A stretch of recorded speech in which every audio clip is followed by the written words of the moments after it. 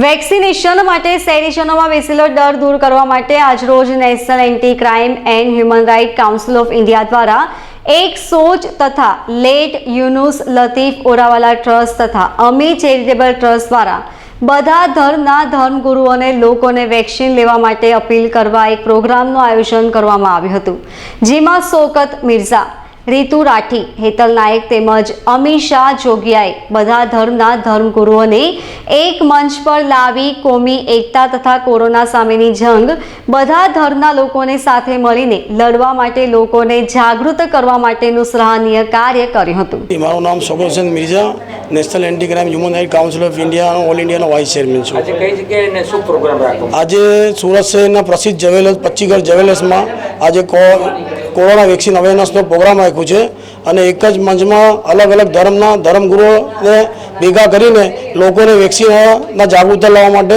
Programme રાખેલું છે।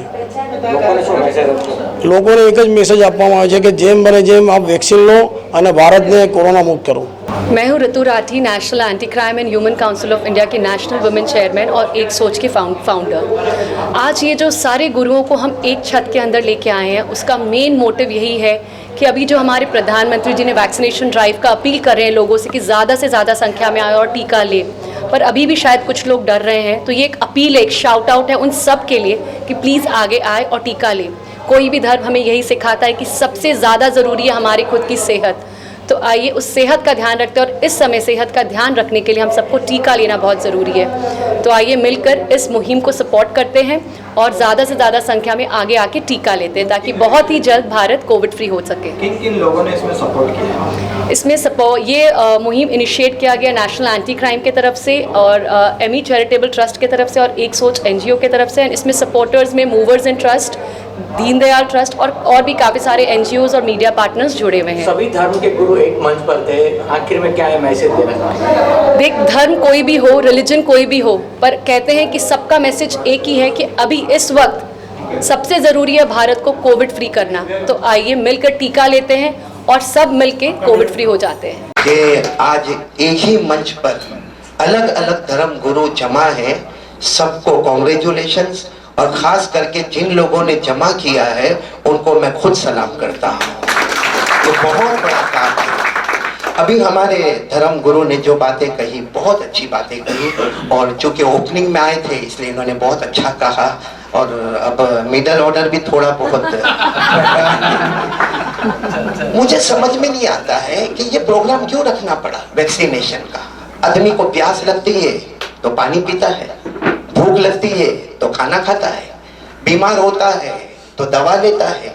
एक जमाने में हमारे इंडिया में टीबी का मामला था तो उसका इलाज हुआ, फिर कैंसर बहुत जोर पर आया, उसका इलाज हुआ, फिर अटैक वाला प्रॉब्लम आया, उसका इलाज हुआ, और अभी ये 2020 से कोरोना जो हमारे सामने आया तो उसके लिए वैक्सीन का इलाज है। हाँ, इतना जरूर है कि 2020 में जब कोरोना हमारे हिंदुस्तान में आया उस वक्त ये इन्फेक्शन और ये संक्रमण बहुत ज्यादा सख्त था, बहुत ज्यादा लोग बीमार हुए, बहुत ज्यादा अल्लाह को प्यारे हो गए।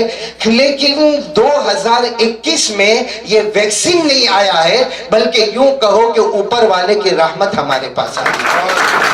ये बहुत अफसोस है कि जो लोग कहते हैं कि वैक्सीन से नुकसान होता है, जब दवा आई है तो दवा तो अपना काम करेगी, और सबसे ज्यादा कोई भी रिलीजियन हो, according to all religion, according to our India rule and regulation, ये जरूरी है कि अपनी अपनी सेहत की हिफाजत करना, अपनी तंदुरुस्ती बराबर रखना, अपना हेल्थ बराबर होना चाहिए। आपको एक बात बताऊं, एक बहुत बड़े पैगंबर हजरत मूसा, आपने शायद नाम सुना होगा और ये धर्म गुरु ने जरूर सुना होगा, एक पैगंबर गुजरे हजरत मूसा अलैहिस्सलातु वस्सलाम, वो एक पहाड़ पर जाते थे और वहां से जाके डायरेक्ट अल्लाह से बात करते थे।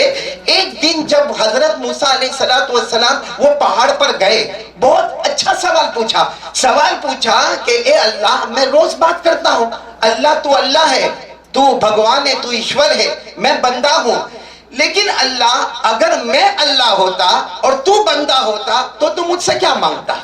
हजरत मूसा ने सवाल किया कि अगर मैं अल्लाह होता और तू बंदा होता तो मुझसे क्या मांगता? अल्लाह ने जवाब दिया, ए पैगंबर मूसा, अगर मैं बंदा होता तो हेल्थ और तंदुरुस्ती मांगता।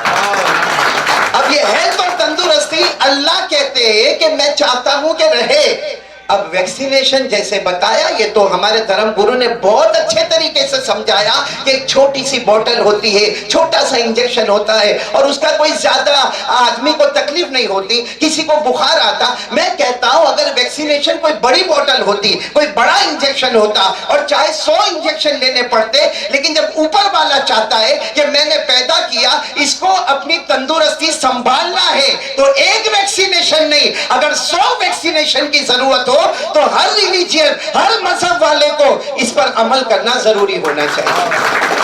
और मैं एक अजीब बात आपको बताऊं कि हमारे नबी, चूंकि यहाँ सभी धर्म गुरु बैठे और सबको मालूम है कि हमारे नबी, बोलो आका मोहम्मदुर रसूलुल्लाह सल्लल्लाहु अलैहि वसल्लम, जिनके बारे में लिखा है, बड़े बड़े ब्रिटिश और अंग्रेजों ने लिखा कि man like Muhammad will never be born hence further, यानी मोहम्मद जैसे इंसान दुनिया में अब कभी आ ही नहीं सकते। लेकिन वो भी बीमार हुए और जब बीमार हुए तो उन्होंने भी इलाज कराया।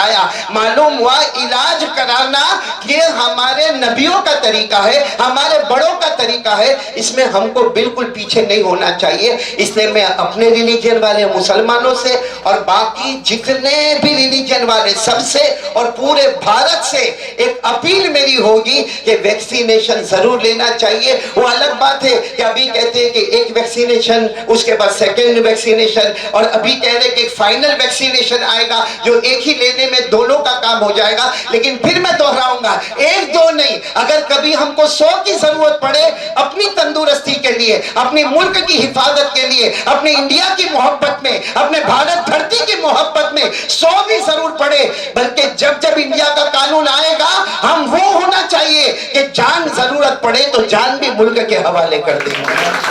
और आखिरी बात, मैं बात को खत्म करते हुए, क्योंकि वक्त बहुत कम है और बहुत ज्यादा लोग हैं और मुझे दूसरे प्रवचन में जाना है और इसी सिलसिले में जाना है, लेकिन आज सही बता रहा हूँ आप सबसे, मुझे खुशी इस बात की है कि मैं एक मर्तबा इंदौर गया था।